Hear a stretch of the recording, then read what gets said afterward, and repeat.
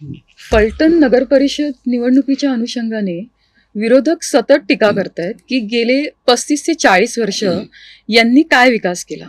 आपण जर पाहायला गेलं तर गेल्या 35 ते 40 वर्षातल्या या विकासाचा लेखाजोखा जर मांडला तर शेजारच्या तालुक्यातली अनेक लोक फलटणमध्ये येऊन वसली.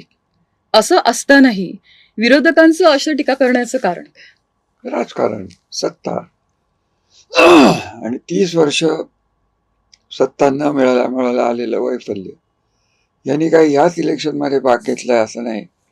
यांनी याच्या आधी 2 पक्ष बदलले होते. दोन्ही पक्षातनं त्यांनी आम्हाला विरोध केला होता. परंतु हे राजकारणाचा भाग झाला.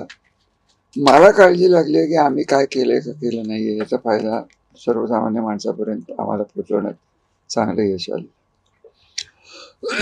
तुम्ही म्हणता तेच रास्त आहे की बाहेरची माणसं येत आहेत आणि इथं स्थायिक होत आहेत. याचं कारण नियमित पाणी, चांगल्या आरोग्य सुविधा, शिक्षण, नोकरीची संधी या तिन्ही गोष्टी इथं उपलब्ध आहेत. त्यांनी आमच्यावर टीका करण्यापेक्षा हे जे केलंय त्याला आम्ही हात लावणार नाही आणि आमच्या भविष्यात या योजना आहेत असं सांगितलं तर बरं होईल.